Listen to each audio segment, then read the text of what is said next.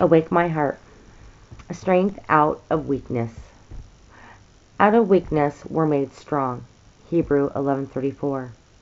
The 11th chapter of Hebrews has often aptly been called the Westminster Abbey of the Bible.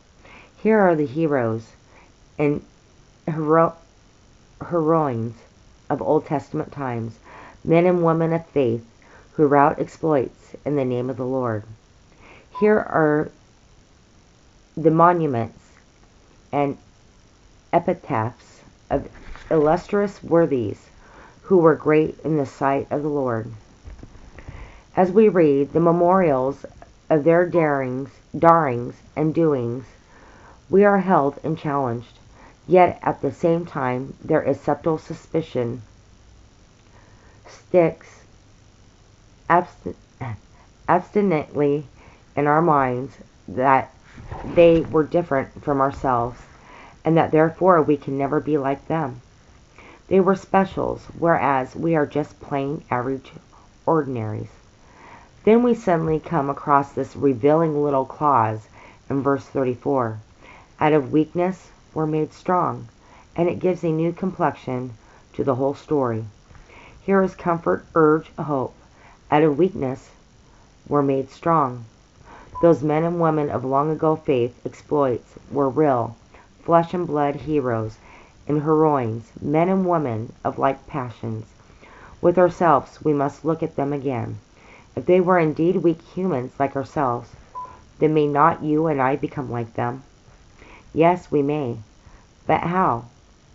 Well, in all those Old Testament worthies, we see the trump of a certain principle which must trump also in you and me. It was the trump of the faith principle. Out of weakness were made strong, by a faith which lifted them above and merely human. Is the writer thinking specifically of Job and Hezekiah when he says, out of weakness were made strong? Or do the words cover a wider field, Moses, Gideon, Jeremiah, and others?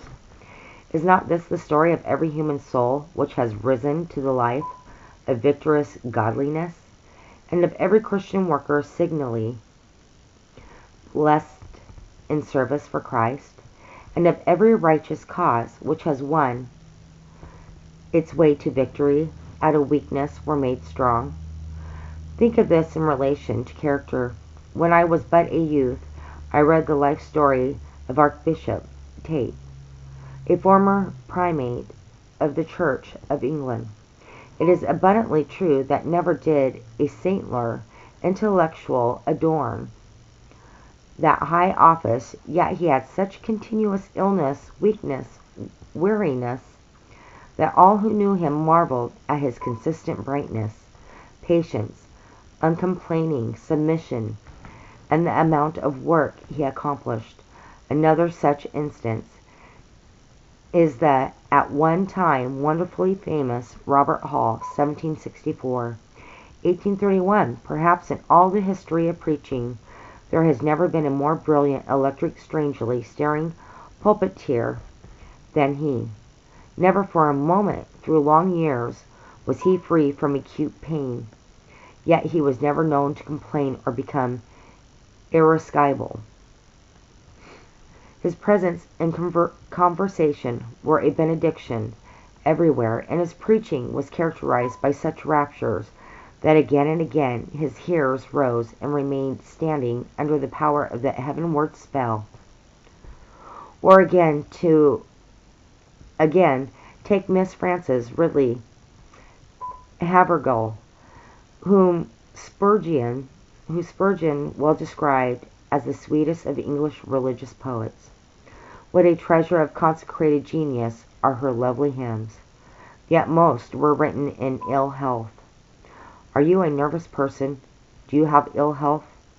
Is your complaint that you are not made of hero stuff?